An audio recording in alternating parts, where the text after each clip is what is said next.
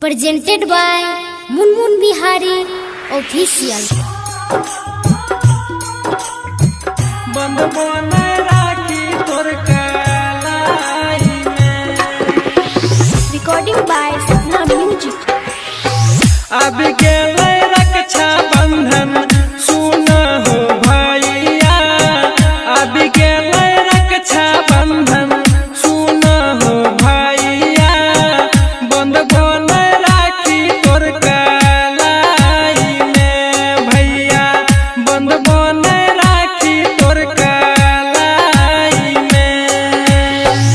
अब गेले रक्षा बंधन सुन हो भैया, बंद बने राखी तोर कलाई में भैया, बंद बने राखी तोर कलाई में।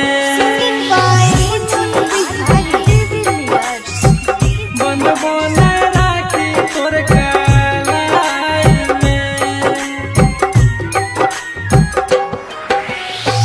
राखी के मोल नैसा मजला पर भैया हो, राखी के मोल नैसा मजला पर भैया हो।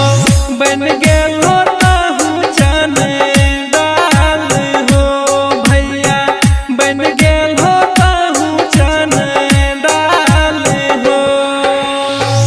अब गेले रक्षा बंधन सुन हो भैया, बंद बने राखी तोर कलाई में भैया, बंद बने राखी तोर कलाई में। बंद बने राखी तोर कलाई में। Presented by Munmun Bihari Official। राखी के धागा के मतलब छै प्यार हो, कर लेल हो हमारा से तोय तकरार हो। दिल हो जिंदगी भर के जखम हो भैया, घुट घुट के जिए छिए हम हो।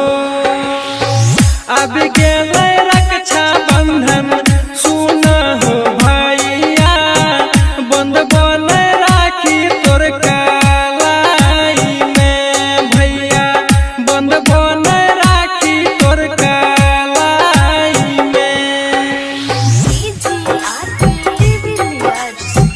बंद बने राखी तोर कलाई में।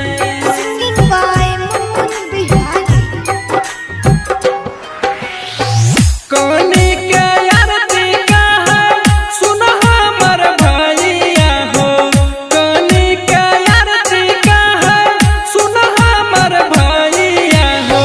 बन गेल हो किया तोय कठोर हो भैया, बन गेल हो किया तोय कठोर हो। अब गेले रक्षा बंधन सुन हो भैया, बंद बने राखी तोर कलाई में भैया, बंद बने